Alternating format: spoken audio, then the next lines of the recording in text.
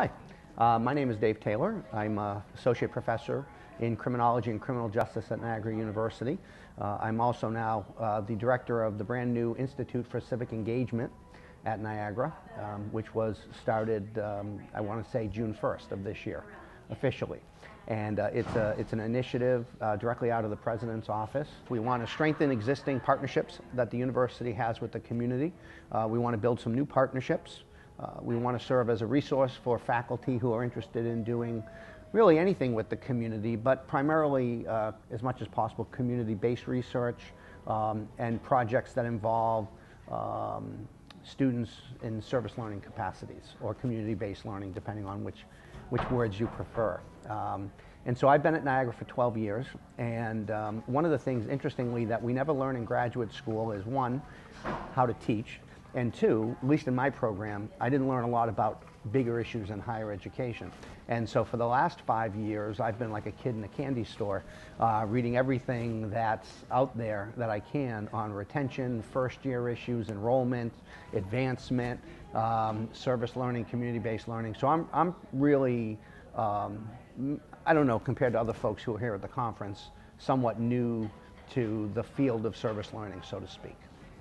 One of the commonalities you see among a lot of the schools who are here and at conferences and retreats and things similar to this, it sounds like really innovative, supportive administration, particularly leadership at the top, which is at the presidential level. And you know, Niagara was one of the first, in the first round of Learn and Serve grantees back in 1994. We are a Vincentian university, a Catholic and Vincentian university, which means that, you know, our patron saint is St. Vincent de Paul. And there are two other schools in the United States, in Chicago, DePaul University, and then here in Queens, St. John's. Now, we're the three Vincentian schools in the country, and we're the oldest but the smallest. And so we've been in existence for about 155 years. And service it runs in our DNA. It's part of who we are. The learning piece is something that we're learning ourselves as an institution. But when the university president, Father Joseph Levesque, returned to Niagara, he'd been there in the past as a dean and as a faculty member. When he returned as president in right around 2000, he put a call out to the university for anyone who was willing to help him in focusing on assisting the city of Niagara Falls, which is about 5 or 10 minutes from the university, and the region. And apparently I was a little too enthusiastic, and he asked me, along with another gentleman, to spearhead this effort.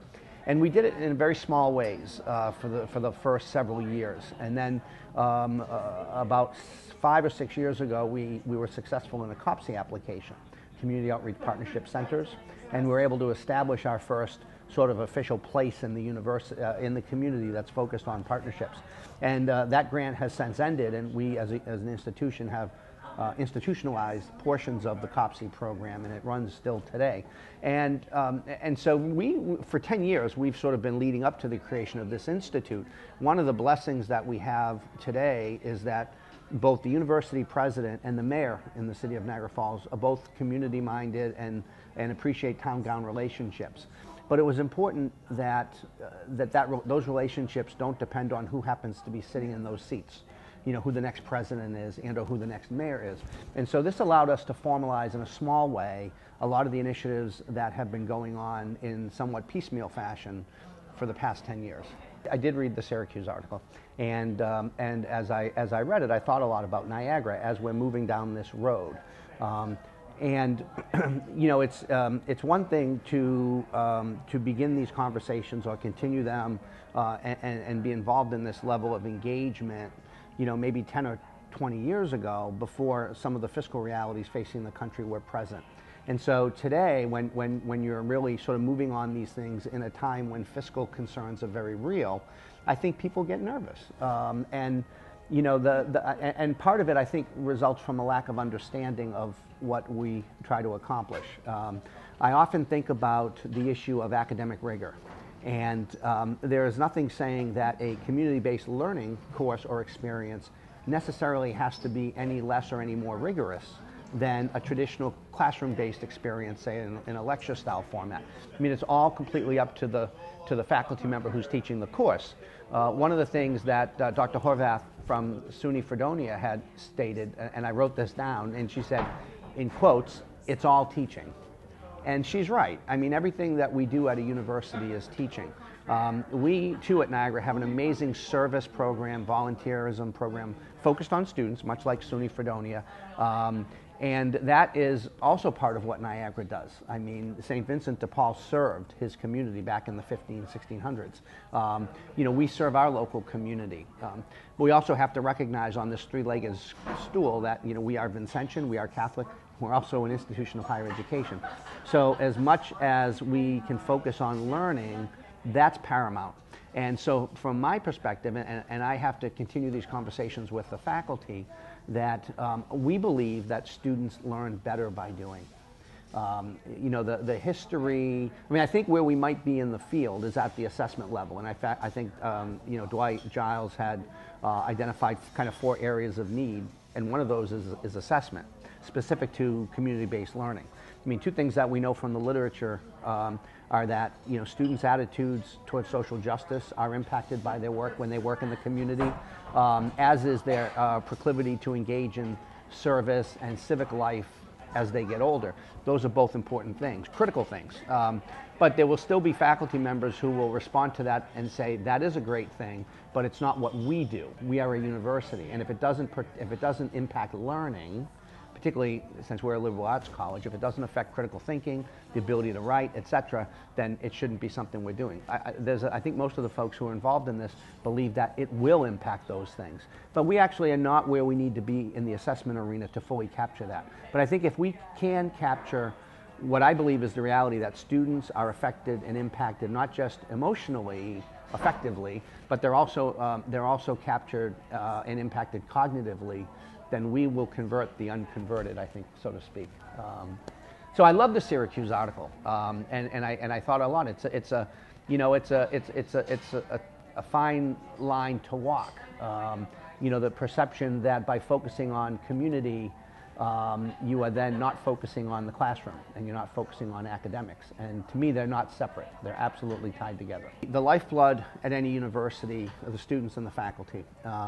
And so I can't say with full confidence where we are in this process in terms of rewarding faculty for engaged scholarship as it pertains to the promotion and tenure committees. So in part, that's what I want to find out. I have I want to say it's not a luxury per se, but I'm in a good position now because, you know, I still have one foot in the academic faculty world, and I'm also technically, I think, an administrator. And so I think having both of those hats on allow me to walk in these 2 worlds and hopefully bring those 2 worlds together. And so really this is a learning opportunity for me more than anything else. And you know, also when you're here with such an amazing group of people in this, I think we like to call a community of practice, you feel very uplifted and you get excited and you get, you know, re-energized, and the challenge is, you know, tomorrow, you know, when I get back and then the, you know, the daily chores of academic and administrative life, you know, you don't lose that energy and the momentum that you start when you come here. Most of the folks here are scientists, social scientists by trade, and I think sometimes, you know, we get bogged down with, you know, do we have the data to back it up? And I understand how important data are, and the empirical evidence to, you know, to support what many of us believe. But sometimes I think, you know, we lose sight of, something tells me that this is how people learn today. They learn by doing. You know, the model in higher education that we've embraced for so long, you know, has somewhat become archaic. And if we want to build a university for the 21st and 22nd century, you know, we have to be able to imagine what higher education looks like.